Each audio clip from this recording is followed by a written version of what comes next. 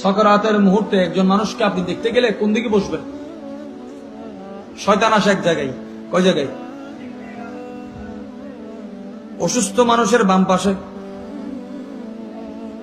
মতের বিছানায়, মশলাটা ইয়াদ রাখবেন, চামিচ দিয়ে মানুষ পানি খাওয়াচ্ছে, তার বাম পাশ যেন তিলাওয়াতে কোরআন বা তসবিহ বা ইস্তেগফার বা সৈয়দুল ইস্তেগফার বা সূরা ইয়াসিন থেকে খালি না যায়। কোন পাশে?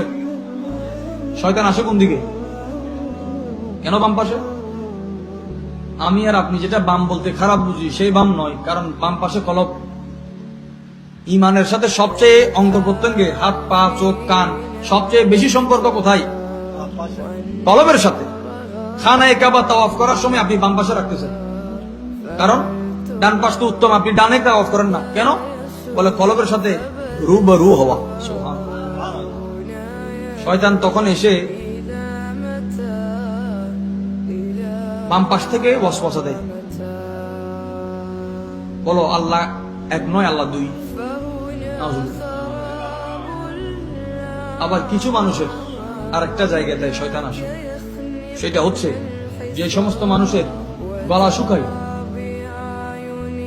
গলা শুকানো ব্যক্তিদের সাকারাতে শয়তান পানি আনে, ওই পানিটার সামনে আনে না, মাথার দিকে আনে। কোন দিকে? তাহলে কটা বললাম? আজকে দুইটাই আপনি মনে রাখেন, শুধু একটা বাম পাশ, একটা। রুগী যখন আপনি দেখতে গেলেন, তার অবস্থা দেখে আপনাকে সিদ্ধান্ত নিতে হবে আপনি কি করবেন। ওই ইয়াসিন পড়তেছে, সৈয়দুল ইস্তেগফার পড়তেছে, এগুলার দ্বারা মানুষের কলিমা সহজ হয়। কিছু নিতে পারে নাই দুনিয়া থেকে, মানুষ কিছু নিতে পারে না, কিন্তু ইমানটা নিয়ে গেলে রূহ শরীর থেকে জুদা হয়, ইমান শরীর থেকে জুদা হয় না। সর্বশেষ কথা হচ্ছে ইমান বের হয় মাথা দিয়ে। কোরআন শরীফ চতুর্পাশে পড়া হয়, কিন্তু মাথার দিকে খালি থাকে।